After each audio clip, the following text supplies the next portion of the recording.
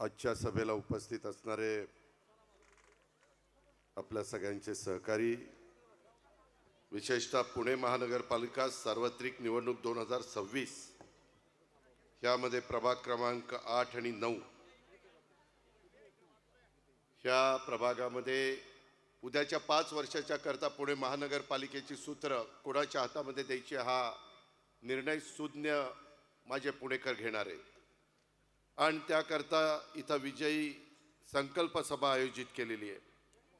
ह्या सभेला उपस्थित असणारे अधिकृत उमेदवार 9चे श्रीमती गायत्री मेढे कोकाटे, ब मधनं बाबूराव दत्तोबा चांदेरे, क मधनं पार्वतीताई अजय निमण, ड मधनं अमोल रतन पालवडकरजी, आबा सुतार, बालम सुतार, संतोष तोंडे, सुनील चांदेरे, साहेबराव कड, शांताराम जांभूळकर, ॲडव्होकेट शिवाजीराव जांभूळकर, ह ब प संजयजी बालवडकर, अंकुशराव बालवडकर, राहुलदादा बालवडकर, प्रकाश तात्या बालवडकर, राजेंद्र पाडाळे, अजय निमण, मनोज बालवडकर, शिवम सुतार, अर्जुन शिंदे, खंडूशेठ मांडेकर, निलेश पाडाळे, जितेंद्र कोळेकर, विशाल पवार, नंदकुमार निकाजे, हिंदकेसरी अभिजित कटके, विवेक मुन्ना खैरे, आपल्या शेजारच्या 8 प्रभागातील आमचे विनोद बाळासाहेब रणपिसे, पौर्णिमाताई बाळासाहेब रानवडे, अर्चनाताई मधुकर मुसळे, प्रकाश ज्ञानोबा ढोरे, तसंच त्या प्रभागातील उपस्थित असणारे आमचे बाळासाहेब रानवडे, दिलीपराव रानवडे, शहाजीराव रानवडे, मधुकरराव मुसळे, वीरेंद्र रानवडे, अमृता रानवडे, सुमित कलापुरे, योगेश पवार, हरुण सदा, राजेंद्र जुनवणे, संदीप गायकवाड, सर्व या दोन्ही प्रभागातील जमलेले माझे मतदार बंधू भगिनी, पत्रकार मित्र आणि माझ्या तरुण मित्रांनो, गेल्या 35 वर्षाच्या राजकीय जीवनामध्ये मी अनेक निवडणुका लढलोय। अनेक निवडणुकीच्या निमित्तानं महाराष्ट्राच्या कानाकोपऱ्यामध्ये जाऊन प्रचार केला। यावेळेसची निवडणूक जरा आगळी वेगळी निवडणूक आहे। आम्ही केंद्रामध्ये NDA सरकारमध्ये पंतप्रधान नरेंद्र मोदींच्या नेतृत्वाखाली देश पातळीवर विकासाची घोडदौड चालू आहे।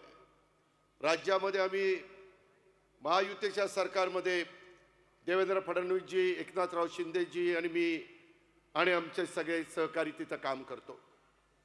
आणि इथं मात्र एक वेगळं चित्र पुणे आणि पिंपरी चिंचवड परिसरामध्ये तुम्हाला पाहायला मिळतं। सुज्ञ मतदारांना कदाचित प्रश्न पडला असेल की केंद्रात हे बरोबर आहेत, राज्यात हे बरोबर आहेत, आणि मग इथं ह्यांना काय झालंय? मित्रांनो, मी आपल्याला स्पष्ट सांगतो, मागं महाविकास आघाडीचं सरकार राज्यात होतं, काँग्रेस राष्ट्रवादी सरकारमध्ये होतं, त्यामध्ये केंद्रामध्ये देखील काँग्रेसचं सरकार होतं UPAचं, तिथं डॉक्टर मनमोहन सिंगजी होते, इकडं वेगवेगळे विलासराव देशमुख, सुशीलकुमार शिंदे, पृथ्वीराज चव्हाण, अशोकराव चव्हाण हे सगळे मान्यवर होते। परंतु स्थानिक स्वराज्य संस्थांच्या मध्ये आम्ही त्या ठिकाणी तिथले प्रश्न म्हणून एकमेकाच्या विरोधामध्ये उभं राहायचो। आज तोच प्रसंग आपल्या सगळ्यांच्या समोर आलाय। केंद्राचं आणि राज्याच्या संदर्भामध्ये दोन्ही सरकार राज्याच्या चांद्यापासून बांद्यापर्यंत भरभरून देण्याचा प्रयत्न करतात, विकासाला निधी देतात, मेट्रो करायला निधी देतात, नॅशनल हायवे करायला निधी देतात, वेगवेगळ्या पद्धतीनं ज्या काही योजना असतात त्याच्याकरता निधी देतात, जायकाचा निधी देतात, वर्ल्ड बँकेचा निधी देतात, वेगवेगळ्या प्रकारे केंद्राच्या राज्याच्या योजना असतात त्याच्यातनं निधी मिळतो। परंतु हे सगळं करत असताना गेले काही वर्ष ज्या कारभाराच्या हातामध्ये पुणे महानगरपालिकेची सूत्र आहे, काय अवस्था आहे? 17 तारखेला 2017ला आम्ही बाजूला गेलो। त्यामध्ये आत्ताचे सरकारमधले आत्ताचे राज्यकर्ते पुणे महानगरपालिकेमध्ये इथं आले। केंद्राचा राज्याचा दोष नाही, पण इथल्या त्रिमूर्तींचा दोष आहे। काय कारभार केला? आज बाणेरकरांनो, तुम्ही इथं सगळेजण बसलाय, तुम्ही मला सांगा, ह्या दोन्ही ठिकाणी आम्ही फार विचारपूर्वक उमेदवार देण्याचा प्रयत्न केलेला आहे. आज ह्या दोन्ही प्रभागात नव्हे तर पुणे महानगरपालिकेमध्ये ट्रॅफिकची समस्या आहे का नाही? आहे. त्याला जबाबदार कोण? पुणे महानगरपालिकेचं काम नव्हतं का? मी शेजारी नदीच्या पलीकडे पिंपरी चिंचवड महानगरपालिका, बाणेरकरांनो तुम्हाला सगळ्यांना माहिती आहे, 92 ते 2017 25 वर्ष मी तिथं महापौर करायचो, standing committee chairman, PCMT chairman, वेगवेगळी पदं त्या ठिकाणी द्यायचो. आज ते शहर त्या काळामध्ये देशातलं उत्तम शहर म्हणून त्याचा नावलौकिक झाला. पुणे विद्येचं माहेरघर आहे, आपली सांस्कृतिक राजधानी आहे. इथं सर्व क्षेत्रातले मान्यवर राहतात. माझा बाणेरचा परिसर, बाणेरच्या जुन्या लोकांनी आठवा काय परिस्थिती होती. पेरूच्या बागा होत्या, शेतीवाडी माझी लोक करायची. इथला शेतकरी समाज कष्टाने त्या ठिकाणी स्वतःची शेती फुलवायचा. परंतु काळ बदलला. तिथं आपण स्पर्धा घेतल्या म्हाळुंगे बालेवाडीमध्ये आणि त्याच्यानंतर इथला सगळा परिसर बदलत गेला. टॉवर झाले, उंच उंच इमारती झाल्या. पाण्याचं काय? आज वरसगाव, पानशेत, खडकवासला, टेमघर त्याचं पाणी आपण देतो. तुम्हाला मी सांगतो बाणेरकरांनो, मी ज्यावेळेस राजकारणात आलो ना, पुणेकर 5 TMC पाणी प्यायचे. ही गोष्ट 1990-92ची आणि आत्ता पुण्याला आपल्याला 22 TMC पाणी द्यावं लागतं. 22. आज टँकर कसे वाढलेत? कोण जबाबदार आहे? सोसायट्यांचं आत्ता मला निवेदन दिलेलं आहे. सोसायटीचे माझे सहकारी इथं आलेले होते. त्यांच्या काही समस्या आहेत, त्या समस्या सोडवण्याचं काम पुणे महानगरपालिकेचं नाही आहे. त्याला जबाबदार कोण? आज पुण्याचं पाणी वरसगाव, पानशेत, खडकवासला, टेमघरचं कमी पडायला लागलं. आम्ही भामास्करचं पाणी आणलं, तेही पाणी कमी पडतंय. लोकसंख्या प्रचंड वाढली. 6 विधानसभा मतदारसंघ होते, तिथं 8 झालेत. 2029ला कदाचित 10 होतील. ते कुणी थांबू शकत नाही. कांबा धंद्याच्या नोकरीच्या निमित्तानं महाराष्ट्रातला अनेक जण माझ्या पुण्यामध्ये राहत आहेत, बाणेरमध्ये राहत आहेत, आजूबाजूला चूसला राहत आहेत, बावधनला राहत आहेत, म्हाळुंग्याला राहत आहेत, सगळीकडे राहत आहेत. बदल घडतोय. एवढी लोकसंख्या वाढली. माझ्या महाराष्ट्रातल्या अनेक भागातले, माझं परभणी असेल, माझं बीड असेल, माझं धाराशिव असेल, माझं त्या ठिकाणी अहिल्यानगर असेल, अनेक भागातली लोक पोटापाण्याची खळगी भरण्याच्या करता ह्या परिसरामध्ये येतात. तो घटनेचे शिल्पकार डॉक्टर बाबासाहेब आंबेडकरांनी दिलेला त्यांना अधिकार आहे. युगपुरुष छत्रपती शिवाजी महाराजांच्या त्या ठिकाणी शिवशाहू फुले आंबेडकरांच्या विचारधारेने आम्ही पुढे चाललेलो आहे. आम्ही जाती जातीमध्ये धर्मामध्ये तेढ निर्माण करू इच्छित नाही. सगळा समाज आपला आहे. युगपुरुष छत्रपती शिवाजी महाराजांनी हिंदवी स्वराज्याची स्थापना करत असताना 18 पगड जाती 12 बलुतेदारांना बरोबर घेऊन हिंदवी स्वराज्याची स्थापना केली. हा इतिहास कोणी विसरू शकत नाही. मग असं असताना काही चांगल्या कार्यकर्त्यांना संधी देऊन त्या भागाचा कायापालट करायला नको. याच्यामध्ये मगाशी मी त्या अमोल बालवडकरचं भाषण ऐकत होतो. काय चूक आहे त्यांची? उद्याच्याला एखाद्या कार्यकर्त्यांनी एखादी मागणी केली आणि ती आपल्याला देता आली नाही तर 4 गोष्टी समजून सांगता येतात. शेवटपर्यंत तुम्ही त्यांना खिळवत ठेवता. तुम्ही त्यांना नीटपणे उत्तर देऊ शकत नाही. अरे त्यांनी जीवाचं राज केलं पक्ष वाढवण्याच्या करता आणि तुम्ही मात्र त्यांना अशा पद्धतीने खड्यासारखं बाजूला टाकता. ही महाराष्ट्राची संस्कृती नाहीये. हा महाराष्ट्राचा इतिहास नाहीये. इथं माझ्या लाडक्या बहिणी बसल्यात. मला तुमच्याबद्दल अभिमान आहे. आज बहिणी देखील ह्या 2 भावांच्या मागे मजबूतीने उभ्या आहेत, बाबूराव आणि आमच्या अमोलच्या. आज आम्ही 2 बहिणींना उमेदवारी दिली, गायत्री आणि पार्वतीताईंना. आज ते तुमचं व्यवस्थित प्रतिनिधित्व करतील. आज तुमच्या माझ्या भागातल्या ट्रॅफिकची समस्या, बाणेर रोडला ट्रॅफिकची समस्या आहे, पुणे सातारा रोडला हायवेला ट्रॅफिकची समस्या आहे, सर्व्हिस रोड बाणेर ते बावधन रोड, म्हाळुंगे, सूस इथे निर्माण झालेली आहे. ती समस्या आपल्याला सोडवायची आहे. बालेवाडीमध्ये हायस्ट्रीट येथे बंद इंग्रजी माध्यमिक शाळा PMC चालवणार. कुणी प्रायव्हेट संस्थेच्या घशात घालण्याचा प्रयत्न करतो का? गोरगरिबांची मुलं शिकू नये. मी देखील पिंपरी चिंचवडला कॉर्पोरेशनच्या महानगरपालिकेच्या शाळा त्या सीबीएसई स्कूल तिथं सुरू केलं. श्रीमंतांची मुलं सीबीएसईच्या स्कूलला जाऊ शकतात. अरे ज्यांच्या घरामध्ये दिवसभर काम केल्यानंतर संध्याकाळी चूल पेटते किंवा ज्यांचं उत्पन्न मर्यादित आहे, मध्यमवर्गीय आहेत, त्यांची ऐपत नाही एवढ्या मोठ्या शाळेमध्ये मुलांना टाकायची. मग त्यांच्या मुलांना उद्याचा भारताचा जबाबदार नागरिक म्हणून त्याला शिक्षण घेण्याचा अधिकार नाही? राईट टू एज्युकेशन कायदा केलेला आहे. कशाकरता केला आहे? या महाराष्ट्रात आणि ह्या देशामध्ये जन्माला आलेल्या प्रत्येक मुलाला मुलीला शिक्षण मिळालं पाहिजे. ते महात्मा ज्योतिराव फुले आणि सावित्रीबाई फुलेंनी आपल्याला शिकवलेलं आहे. पुण्यश्लोक अहिल्यादेवी होळकरांनी आपल्याला कशा पद्धतीनं समाजाचं भलं करायचं असतं, बारव बांधायचे असतात, विहिरी बांधायचे असतात, घाट बांधायचे असतात, देवळं बांधायची असतात, तो इतिहास त्यांचा आपल्या सगळ्यांच्या समोर आहे. मौलाना आझादांनी देशाला स्वातंत्र्य कसं मिळवायचं ते शिकवलंय. शाहीर अण्णाभाऊ साठेंनी शायरीच्या माध्यमातून संयुक्त महाराष्ट्राचा लढा आणि इतर गोष्टीला चालना देण्याचं काम त्या ठिकाणी केलं. संयुक्त महाराष्ट्राचा लढा नंतर झाला, पण त्यांच्या शाहिरीनं संपूर्ण महाराष्ट्र पेटून उठला. हे अण्णाभाऊ साठे त्या ठिकाणी होते. या गोष्टीचा विचार करा. त्याच्यामध्ये सर्वांना तिथं राजमाता जिजाऊ, शिवबाला जन्म दिला त्या राजमाता जिजाऊ, रमाई माता, किती नावं घेऊ, अशी माणसं, स्वराज्य रक्षक छत्रपती संभाजी महाराज, जे आयुष्यामध्ये एक देखील लढाई हरली नाही असा राजा परत पृथ्वीतलावर होणं शक्य नाही, ते छत्रपती संभाजी महाराज. नंतर घात आपल्या घरातल्या माणसांनी केला हे आपण इतिहासामध्ये किंवा छावा चित्रपटामध्ये बघितलेलं. मित्रांनो, जरूर 21व्या शतकामध्ये आपण गेलोय. IT चे युग आहे, बायोटेक्नॉलॉजीचं युग आहे, इन्फॉर्मेशन टेक्नॉलॉजीचं युग आहे, AI युग आलंय, कृत्रिम बुद्धिमत्ता, ते मुलांना शिकवलं पाहिजे. मध्ये आम्ही 270 कोटी रुपयाचा एक प्रकल्प टाटाशी चर्चा करून 220 कोटी रुपये टाटाने घातलेत, 50 कोटी रुपये आपण घातलेत.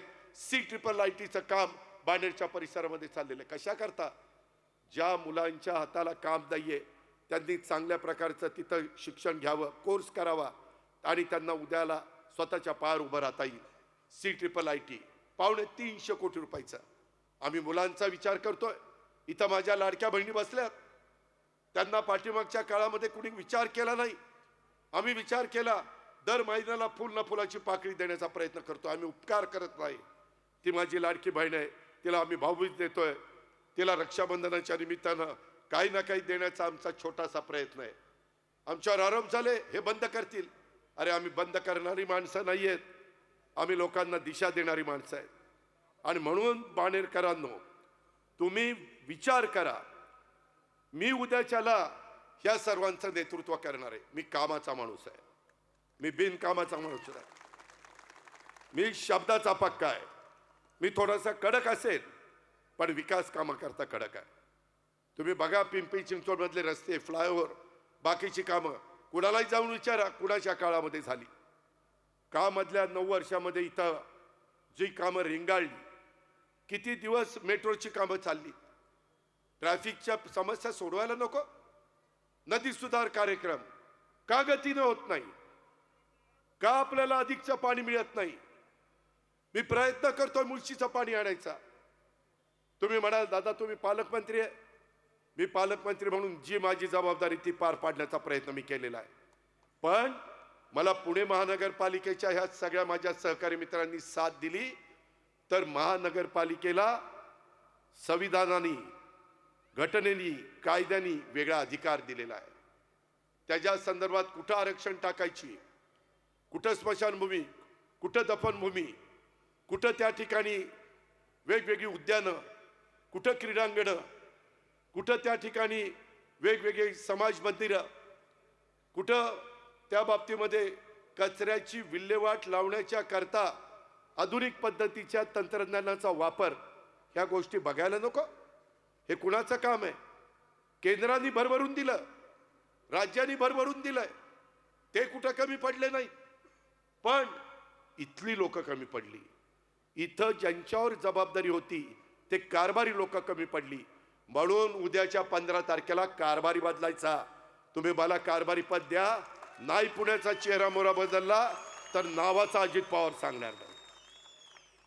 मी आपल्याला अतिशय स्पष्टपणे सांगतो, माझी प्रशासनावर पकड आहे. मला सकाळी 6ला मी कामाला लागतो. 4 दिवस नाही, रोज मला सवय लागलेली आहे. सकाळी 6 पासून रात्री उशिरापर्यंत मी काम करतो. मला वाटतं पुणे तुमचं माझं आहे. बाहेरचे लोक येतील, भाषण करून जातील. अरे जे बरं वाईट व्हायचं ते तुमचं माझं पुण्यामध्ये होणार आहे. बाहेरचे लोक येणार नाही. आपली माणसं ओळखा, आपली माणसं पहा. आणि ह्या पद्धतीनं मागच्या काळामध्ये बाबूरावांनी, अमोलजींनी ह्या भागामध्ये चांगल्या प्रकारची कामं करून दाखवली. आता अमोलनी मला फिल्म दाखवली, त्याच्यामध्ये हॉस्पिटल. अरे गोरगरिबांची मुलांना, मुलींना, त्यांच्या आया माय माऊलींना, त्यांच्या बाप दाद्यांना मोठ्या हॉस्पिटलमध्ये जाण्याची त्यांची ऐपत नाही, परंतु त्यांना त्यांचं आरोग्य चांगलं ठेवण्याचा अधिकार नाही. या हॉस्पिटलला कुलप लावून ठेवताय. ही तुमच्या कामाची पद्धत. तिथं उलट गोरगरिबांना जर सुविधा दिली, पुण्यामध्ये डॉक्टर मिळतात, पुण्यामध्ये नर्सेस मिळतात, पॅरामेडिकल स्टाफ मिळतो. आज पुणेकरांनो, बाणेरकरांनो, ह्या सगळ्या प्रभागातल्या माझ्या सहकाऱ्यांनो, तुम्हाला माहिती आहे आपल्या पुण्या शहराची स्वच्छता करण्याच्या करता 12,350 लोक काम करतात. किती? 12,350. सकाळी उठल्यानंतर 6 वाजता कोण झाडलोट करताना दिसतंय? कुठे गेले 12,350 लोक? कॉन्ट्रॅक्टर आणि आपल्या महानगरपालिकेमध्ये काम करणारी लिस्ट एवढी आहे. कुठं जातो पैसा? कोण लक्ष देणार? महानगरपालिकेचं काम नाहीये. 15 गाड्या ऑटोमॅटिक रस्ता साफ करणारे आपल्याकडे काय करतात गाड्या? जवळपास 111 छोटे मशीन ते सिरम इन्स्टिट्यूट आहे त्यांच्या आदर पुनावालांनी दिले. ते असं सक करतंय, कचरा सक करतंय. कुठे गेली 111? कचरा कसा दिसतोय? वेगवेगळ्या भागामध्ये कुठं कचरा दिसतोय? का कचरा उचलला जात नाही? इंदोर शहर मात्र देशामध्ये पहिलं येतं आणि आमचं पुणे शहर पहिलं येत नाही. पुणेकरांनो, बाणेरकरांनो, किती लोकांना माहिती आहे जगामध्ये प्रदूषणाच्या बाबतीमध्ये पुण्याचा 4था क्रमांक आहे. ही परिस्थिती आहे, ही अवस्था आहे आपली. त्याच्याकरता ग्रीनरी केली पाहिजे, झाडं लावली पाहिजे. त्याकरता प्रयत्न महानगरपालिकेने करायला नको? महानगरपालिकेला इथं बसणारा सगळा समाज टॅक्स भरतो. तो टॅक्स काय मुठभट लोकांची घरदारं भरण्याच्या करता? टेंडर कशी होतात? ठराविक लोकांना टेंडर कशी मिळतात? ठराविकच कॉन्ट्रॅक्टर कसे तिथं बसतात? ह्याला कोण जाब विचारणार आहे? मित्रांनो, 25 वर्ष पिंपरी चिंचवडमध्ये ह्या सगळ्या गोष्टी मी बारकाईने केल्यात. आज तुम्ही जाऊन बघा, सकाळी 6 वाजता माझी बारामती साफसफाई तिथं होते. 8 वाजता सगळं शहर चकाचक दिसतं. तसं का पुण्यामध्ये होऊ शकत नाही? राजकीय इच्छाशक्ती कमी पडतीये. इथलं पुण्याचं नेतृत्व कमी पडत आहे. केंद्राचं नेतृत्व चांगलं आहे, राज्याचं नेतृत्व चांगलं आहे, इथलं नेतृत्व कमी पडत आहे. आम्ही बोललं तर काहींना राग येतो. खरं सांगायला नको? लोकशाही आहे. तू चंद्रावर नाही गेला मग चांगलं आहे. मित्रांनो, मी आपल्याला सगळ्यांना सांगतो, मी शब्दाचा पक्का आहे.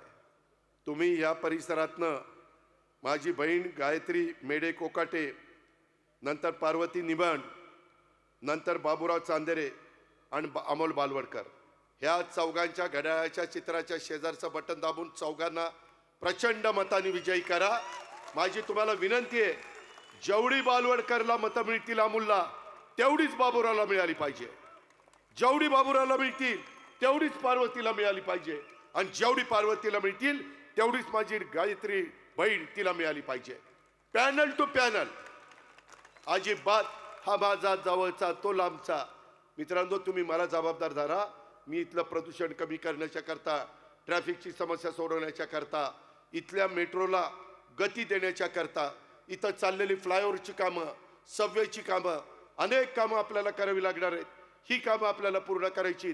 आता आम्ही मुंबईवरून अटल सेतू झाला की अटल सेतूवरून एक रस्ता काढतोय, तो डायरेक्ट आपण त्या ठिकाणी भोरच्या परिसरामध्ये आणतोय, जेणेकरून बाहेरच्या बाहेर ट्रॅफिक जावं. आम्ही आता रिंग रोड करतोय, तो रिंग रोड PMRDच्या माध्यमातून ते काम आपण मंजूर केलेलं आहे. तो रिंग रोड झाल्यानंतर ट्रॅफिकची समस्या, ज्यांना पुण्यामध्ये येण्याची गरज नाही, मुंबईवरून निघाल्यावर बाहेरच्या बाहेर ते सातारला जातील, बाहेरच्या बाहेर ते कोल्हापूरला जातील, बाहेरच्या बाहेर ते सांगलीला जातील किंवा बेंगलोरला जातील किंवा बेळगावला जातील, इकडून दोन आल्यानंतर बाहेरच्या बाहेर नाशिक रोडला जातील किंवा अहिल्यानगर रोडला जातील, नगर रोडला किंवा सोलापूर रोडला. अशा पद्धतीनं आपण करतोय. हे केलं पाहिजे. जे आमच्या हातात आहे ते आम्ही करतोय. महानगरपालिका आमच्या हातात नाही, त्यामुळं तिथं आम्हाला करता येत नाही. म्हणून ह्या 4 बहादरांना आणि तसंच आमच्या विनोद रणपिसे, पौर्णिमा रानवडे, आमची अर्चना मुसळे आणि प्रकाश ढोरे, ह्याही 4 माझ्या सहकारी मित्रांना, तेही इथं आलेले आहेत, त्यांच्याही घड्याळाच्या चित्राच्या शेजारचं बटन दाबून आपण निवडून द्या. मित्रांनो, शेवटी कारभारी मजबूत असावा लागतो. उद्याच्याला हे तिथं निवडून गेल्यानंतर केंद्राचा पैसा आणणं, राज्याचा पैसा आणणं, आज जायकाचा पैसा आणणं, वर्ल्ड बँकेचा पैसा आणणं, एकट्या तुमच्या माझ्या पुण्याच्या करातनं पुण्याचा कायापालट होऊ शकत नाही. गेल्या 5 वर्षामध्ये मी त्याच्यामध्ये माहिती घेतली. मित्रांनो, माझ्याकडे ती माहिती आहे. त्यामध्ये तुम्ही तर आश्चर्यचकित व्हाल की या सगळ्या संदर्भामध्ये काम करत असताना जवळपास पुण्यामध्ये 4-5 वर्षामध्ये साधारण जो काही निधी दिला गेला, तो निधी हा मोठ्या प्रमाणावर त्या ठिकाणी दिला गेला, परंतु त्या निधीचा तशा पद्धतीनं उपयोग झाला नाही. जवळपास मी आपल्याला सगळ्यांना सांगेन, यामध्ये आपण साधारण पुणेकरांना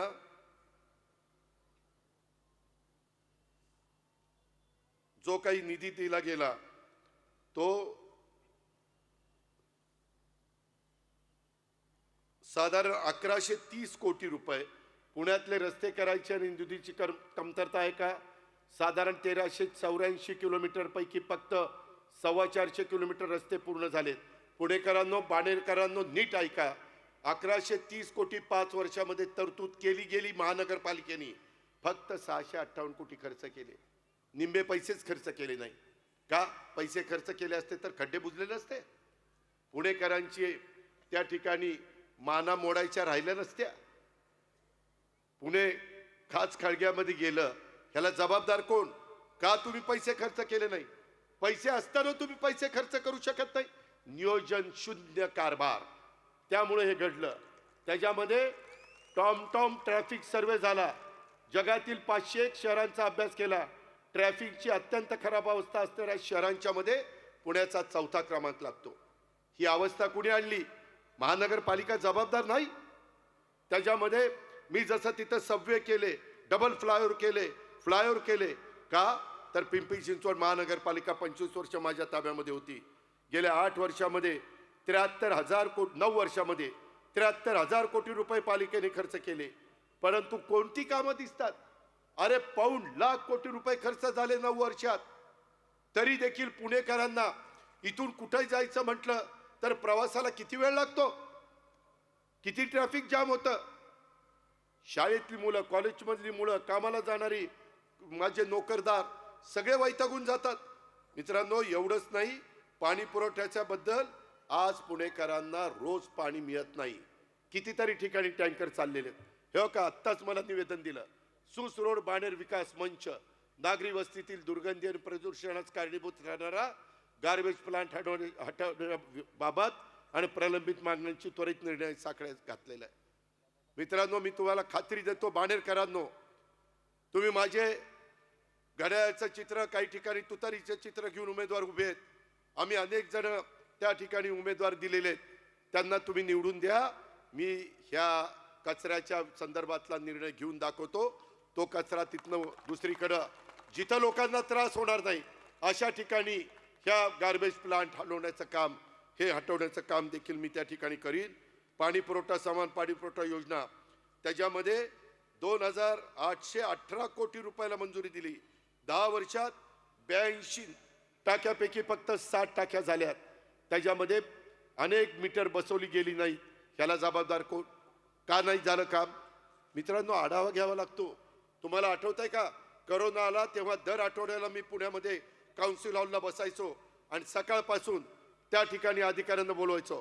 तिथं जम्बो हॉस्पिटलला कुठं काही अडचण आहे का, बेड कमी पडतायत का, त्याच्यामध्ये व्हेंटिलेटर नाही आहेत का, त्याच्यामध्ये ॲम्ब्युलन्स नाही आहेत का, डॉक्टर कमी पडतायत का, वॅक्सिन कमी पडते का, रेमडेसिवीर इंजेक्शन कमी पडतंय का, काय कमी पडतंय ते सांगा, आम्ही द्यायला तयार आहोत.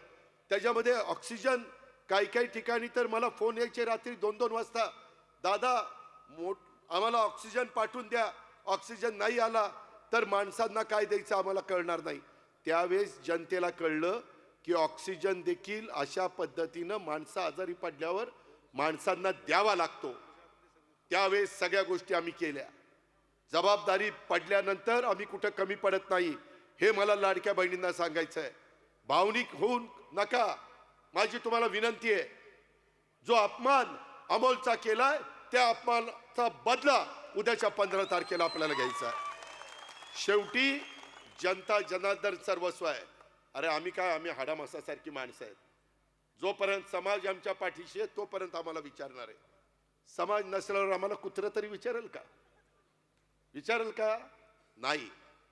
तरी काहींच्या डोक्यामध्ये सत्ता जाती. ती सत्ता महानगरपालिकेच्या निमित्तानं पुण्यातल्या काही मुठभर लोकांच्या डोक्यामध्ये गेलेली आहे. ती आपल्याला बाहेर काढायची आहे. त्याकरता आपल्याला बदल करायचा आहे. त्याकरता केंद्राची मदत, राज्याची मदत आपल्याला घ्यायची. त्याही वेळेस इथं राष्ट्रवादीची सत्ता होती. मी अनेकांना महापौर केलं. पिंपरी चिंचवडला होती. केंद्रात काँग्रेसचे पंतप्रधान होते, राज्यामध्ये काँग्रेसचे पंतप्रधान होते. परंतु विकास कामाला तर सगळे मदत करतात. उद्याच्याला ते कदाचित कुणी सांगतील समोरचे लोक की बाबा तिथं केंद्रात राज्यात आम्ही म्हणून इथं पाहिजे. अरे केंद्रात राज्यात आहेत, चांगली लोक आहेत, परंतु इथली लोक चांगली नाहीत. त्याला करायचं काय? तर त्याला बदल करायचा आहे.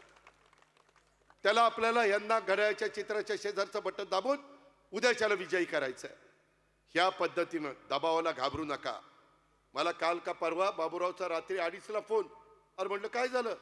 आणि म्हटलं आम्हाला पोलीस स्टेशनला नेलं. अरे म्हटलं काय बिघडलं काय?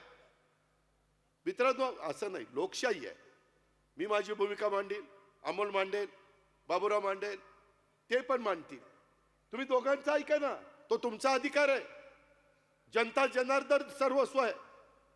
तुमच्या प्रत्येकाच्या मताला किंमत आहे आणि ते पवित्र मत उद्याच्या 15 तारखेला माझ्या 8 उमेदवारांना पाहिजे. ती विनंती करण्याच्या करता मी तुमच्या समोर आलेलो आहे. मला या राज्याने भरभरून दिलंय, पण मला वाटतं की बाबा आपलं शहर हे देशामध्ये अतिशय वरच्या क्रमांकाचं पुणे शहर झालं पाहिजे. पुणे शहरामध्ये सगळ्या गोष्टी आहेत, परंतु पुणेकरांना खड्ड्याला सामोरं जावं लागतं. पुणेकरांना रहदारीला सामोरं जावं लागतं. पुणेकरांना कचऱ्याच्या घाणीला सामोरं जावं लागतं. पुणेकरांना व्यवस्थितपणे मुबलक पाणी. अरे धरणं उशाशी आहेत ना, तरी पुणेकर त्या ठिकाणी ताणलेले. धरणं मात्र उशाला आहेच ना. म्हणून मी म्हणतोय की मुळशीचं पाणी आपल्याला आणायचंय. काय माझी चूक आहे? आम्ही टाटाला सांगतोय, कंपनीला, की बाबा पूर्वी आपल्याला पाणी एवढं लागत नव्हतं, लोकसंख्या कमी होती, आता लोकसंख्या वाढली. अहो देशाला स्वातंत्र्य मिळालं 35 कोटी होतो, आता 140 कोटी झालो, चौपट. त्याच्यात आपला हात जगात कुणी धरणार नाही. घास नाही घास. मग त्यांना पाणी द्यायला नको, रस्ते द्यायला नको, त्याच्यामध्ये कचऱ्याची विल्हेवाट लावण्याच्या करता नवीन टेक्नॉलॉजी आणायला नको. ह्या गोष्टी आपल्याला ह्या निमित्तानं करायच्या. आणि म्हणून माझी आपल्याला सगळ्यांना विनंती आहे, अनेक गोष्टीच्या संदर्भात इथं जे काही मगाशी अमोलनी सांगितलं, बाबूरावनी सांगितलं, किंवा 40,000 स्क्वेअर फुटाचं पालिकेचं हॉस्पिटल पॅन कार्ड क्लब जवळ अर्धवट अवस्थेत उभे आहे, त्यांना फिनिशिंग करून आपल्याला सर्वांच्यासाठी आधुनिक वैद्यकीय सेवा सुविधा 1 वर्षाच्या आत आपल्याला करून द्यायच्यात. परंतु हे करण्याच्या करता महानगरपालिकेमध्ये आपल्या विचाराचे नगरसेवक नगरसेविका पाहिजे आणि तेच सांगण्याच्या करता मी इथं आलेलो आहे. मित्रांनो, ह्या परिसरामध्ये अनेक लोक म्हणजे माझा औंध बोपोडीचा प्रभाग क्रमांक 8 आहे, तिथं माझ्या शिवाजी हायस्कूल समोर ग्रेड सेपरेटर पाहिजे. औंध बाणेर हद्दीतील रस्त्याचं काम आपल्याला करून घ्यायचं आहे. महाजी शिंदे रस्ता आपल्याला रुद्ध केला पाहिजे. खडकी पोलीस स्टेशनला रेल्वेच्या अंडरपासच्या ठिकाणी उड्डाण पूल अत्यंत महत्त्वाचा किंवा अंडरपास त्या ठिकाणी केला पाहिजे. अशा तिथंही समस्या आहेत. खरं तर त्या समस्या सोडवण्याच्या करता बाणेरकरांनो, माझ्या औंधकरांनो, बोपोडीकरांनो, मी आपल्याला आव्हान करतो पुणेकरांनो, मी दर आठवड्यातनं 1 दिवस ह्या कामाच्या करता पुण्यामध्ये देईन आणि ही कामं मार्गी लावीन. कामाचा पाठपुरावा केल्याशिवाय कामं मार्गी लागत नाही. अजित पवारनी इथं किती घसाकोरडा केला आणि कामाचा पाठपुरावा केला नाही तर काही होणार नाही. परंतु अजित पवार कामाचा माणूस आहे, तो काम करणारा आहे, तो दिलेला शब्द पाळणारा आहे. मी माझी फुशारकी सांगत नाही, मी माझं काम सांगतोय आणि त्याच्यामुळं आपल्याला उद्याच्या काळामध्ये ह्या सगळ्या गोष्टी करायच्या. मी यांना कुणालाच वाऱ्यावर सोडणार नाही. रात्री 12ला असू नाही तर 2ला असू, कुठलाही बाका प्रसंग त्या ठिकाणी निर्माण झाला तर हा अजित पवार यांच्या पाठीशी उभा राहील. अमोल असूल किंवा बाबूराव असेल किंवा कुणी माझे सहकारी असतील. मी अशा पद्धतीचा माणूस नाही आहे. मी जीवाला जीव देणारा कार्यकर्ता आहे. हे आपण सगळ्यांनी ह्या निमित्तानं लक्षामध्ये घ्या आणि अशा पद्धतीनं आपल्याला अनेक प्रश्न त्या ठिकाणी सोडवायचे आहेत. आता इथं काही ठिकाणी मला आता चिठ्ठी आली, इथं तुतारी स्वबळावर आहे. खरं तर त्यांनी फॉर्म काढायला पाहिजे होता. आमचं ठरलेलं होतं इथं या 2 प्रभागात घड्याळ घड्याळ घड्याळ, तेवढंच लक्षात ठेवा. नाहीतर म्हणाल दादाच म्हणलं की तिथं आमचं जागेचं वाटप झालेलं आहे. काही ठिकाणी चुकून काही अर्ज राहिलेले आहेत. इथं मात्र आपल्याला दोन्ही प्रभागामध्ये घड्याळ. दुसरा एक महत्त्वाचा पुणेकरांनो, बाणेरकरांनो प्रश्न मी तुम्हाला सांगतो की पुण्यामधनं आता 980 MLD सांडपाणी निघतं, आपलं ड्रेनेजचं घाण पाणी. फक्त 477 MLD सांडपाणी शुद्ध करलं जातं आणि त्याच्यामध्ये बाकीचं सगळं पाणी तसंच नदीला जातं आहे. आपली पवना नदी असेल तिकडं पिंपरी चिंचवडची, आपली इकडं मुळा असेल, मुठा असेल, इंद्रायणी असेल, ही अवस्था आहे आपली. ही आपली अवस्था आहे. हे करायला नको. जर पुणेकरांना चांगलं धरणातलं पाणी प्यायला मिळतं तर खाली माणसं राहत नाही, काही जनावरं राहतात. जनावरांनाही चांगलं पाणी लागतं, पार ते पाणी उजनीला जातं. सगळं खराब. STPचे प्लांट चालू करायला नको. मागच्या काळामध्ये आम्ही काय मत सुरू केली, पण ती कामं आमची सत्ता गेल्यामुळं आम्हाला पुढं नेटाने नेता आली नाही. मग जे 8 वर्ष तिथं होते, 9 वर्ष तिथं होते, त्यांचं काम नव्हतं, ते नाही झालं. त्याच्यामुळं आपली नदी तिथं आता मासाही जिवंत राहीना, इतकं पाणी अशुद्ध झालेलं आहे. हवा प्रदूषण, AQI एअर क्वालिटी इंडेक्स, त्याच्यामध्ये जगामध्ये ज्या शहरामध्ये 0 ते 50 पर्यंत AQI असतो ते शहर स्वच्छ असतं, प्रदूषण मुक्त असतं. पुणे शहरामध्ये जे AQI आहे ते 200 ते 300 आहे. मुंबईचा 195 आहे, बेंगलोरचा 106 आहे. एवढं मोठं प्रदूषण आपल्याकडे सुरू झालेलं आहे. ते प्रदूषण कमी करण्याच्या करता महानगरपालिकेचं काम नव्हतं का? महानगरपालिकेची जबाबदारी नव्हती का? हे आपण सगळ्यांनी बघितलं पाहिजे. मागच्या काळामध्ये काहींना जमलं नाही. वाकड बालेवाडी रस्ता 10% भूसंपादन राहिलंय. लवकर भूसंपादन करायला ते चालू करायला नको. हे कुणाचं काम आहे? लोकप्रतिनिधींचं काम आहे, महानगरपालिकेवाल्यांचं काम आहे. मी कुणाला दोष देत नाही, मी वस्तुस्थिती तुम्हाला सांगतोय. हे आपण सगळ्यांनी या निमित्तानं लक्षामध्ये घ्या. अशा प्रकारची माझी तुम्हाला आग्रहाची विनंती. माझ्या लाडक्या बहिणी बसल्या. आम्ही मधल्या काळामध्ये राज्यामध्ये मुख्यमंत्र्यांनी, आम्ही सगळ्यांनी कॅबिनेटनी उमेद मॉल मंजूर केले. त्याच्यातले एक उमेदवार आपल्या पुण्यामध्ये आपण मंजूर केलाय. का तर बचत गटातनं माझ्या लाडक्या बहिणींनी, माझ्या माय माऊलींनी त्या ठिकाणी काही वस्तू बनवल्या, खाद्यपदार्थ बनवले, त्याला बाजारपेठ मिळण्याच्या करता त्यांना उमेदवार पाहिजे. भीमथडी जत्रा आम्ही भरवतो, कशा करता भरवतो? ज्या महिला वेगवेगळ्या पद्धतीनं खाद्यपदार्थ आणि वस्तू करतात त्याला बाजारपेठ मिळावी. 8 दिवस कधी लाखोची गर्दी असते का नाही? समाजाच्या करता काय काय आज अमोलनी, बाबूरावनी 5 वर्ष, गेले 8-9 वर्ष सातत्याने कार्यक्रम घेतले. वेगवेगळ्या प्रकारे दिवाळीमध्ये कार्यक्रम, सतत कार्यक्रम चालतात. कशा करता? एक समाजाची बांधिलकी आपण काहीतरी लागतो. ही बांधिलकी डोळ्यासमोर ठेवून हे आमच्या जीवाभावाच्या सहकाऱ्यांनी आपल्या इथं काम केलंय. आम्ही त्याच्याकरता उद्याच्या 15 तारखेला मतांचा जोगा मागायला आलेलो आहे. ते तुमच्या हातामध्ये आहे. बाहेरची लोक पण खूप इथं मोठ्या प्रमाणावर आहेत. त्यांना पण मला सांगायचं आहे की ह्या संदर्भामध्ये आम्ही युवकांच्या करता काम करतोय, महिलांच्या करता काम करतोय, परंतु पुणे महानगरपालिका आमच्या विचारांच्या लोकांच्या हातामध्ये नसल्यामुळं हे काही प्रश्न आम्हाला त्या ठिकाणी सोडवता येत नाही. आणि म्हणून माझी तुम्हाला सगळ्यांना विनंती आहे की हे जे काही वेगवेगळ्या प्रकारचे प्रश्न आहेत, पिण्याच्या पाण्याचा आणि अनेक प्रकारचे जे काही प्रश्न आहेत ते सोडवण्याच्या करता माझं तुम्हाला सगळ्यांना सांगणं आहे. सोसायटीचे प्रश्न अनेक आहेत. ब्लू लाईनचा प्रश्न आहे, म्हणजे रेड लाईनचा प्रश्न आहे. आपल्या इथंच नदी जाते, बऱ्याचशा ठिकाणी ओढे नाले बुजवले गेलेले आहेत, अडवले गेलेले आहेत, कमी रुंदीचे केले गेलेले आहेत. उद्याच्याला निसर्गाने ज्यावेळेस ही वसुंधरा तयार केली त्यावेळेस पाऊस पडला तर जर पाणी जायला जागा नाही राहिली तर पुन्हा पाण्यामध्ये जातं. ते पुन्हा पाण्यातनं आपल्याला बाहेर काढायचं आहे. त्या ओढे नाले, ते जे काही प्रवाह आहेत ते आपल्याला मोकळे करायचे आहेत. त्याकरता मजबूत त्या ठिकाणी कारभारी तिथं पाहिजे. मजबूत महानगरपालिकेमध्ये काम करणारी लाडक्या बहिणींची आणि भावांची आणि मुलांची टीम आपल्याला पाहिजे. ती टीम आम्ही घेऊन आलेलो आहे. ही कामाची सगळे उमेदवार आहेत, ही कामाची माणसं आहेत. आणि म्हणून उद्याच्या 15 तारखेला बऱ्याच काही गोष्टी इथं घडतील.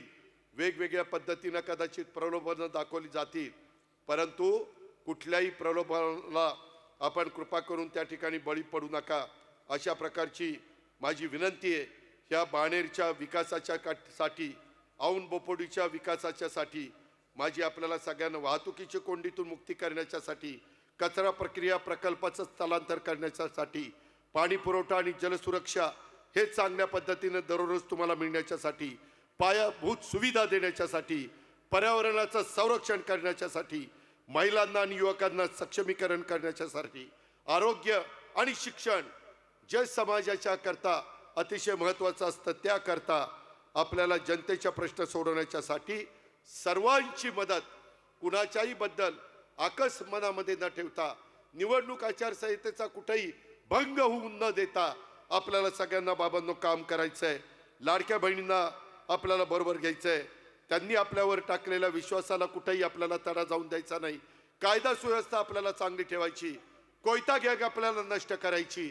त्याच्यातून आपल्याला जे काही कधी कधी 2 चाकी वाहनं फोडली जातात, गाड्या फोडल्या जातात, हे जे काही टोळकी करतात त्यांचा बंदोबस्त आपल्याला करायचा आहे.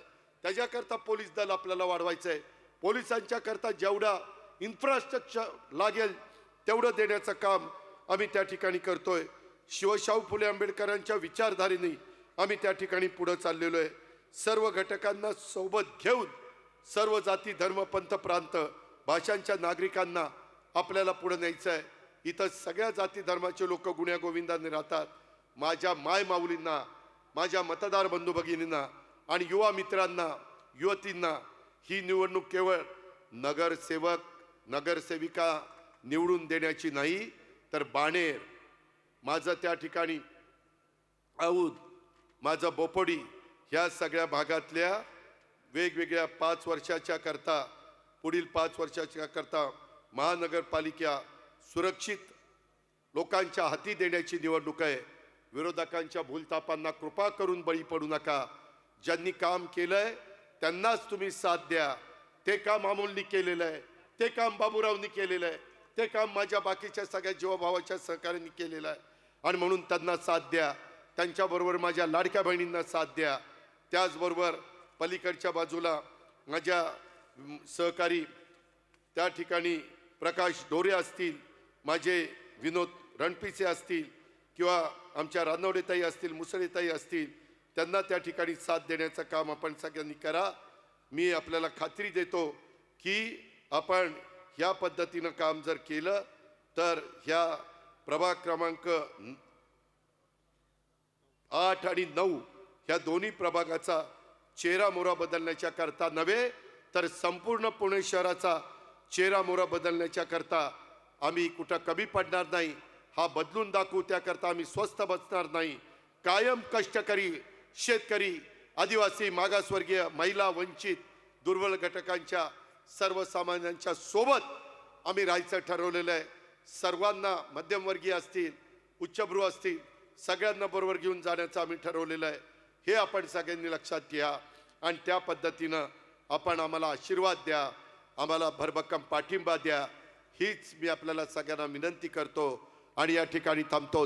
धन्यवाद. जय हिंद, जय महाराष्ट्र, जय राष्ट्रवादी.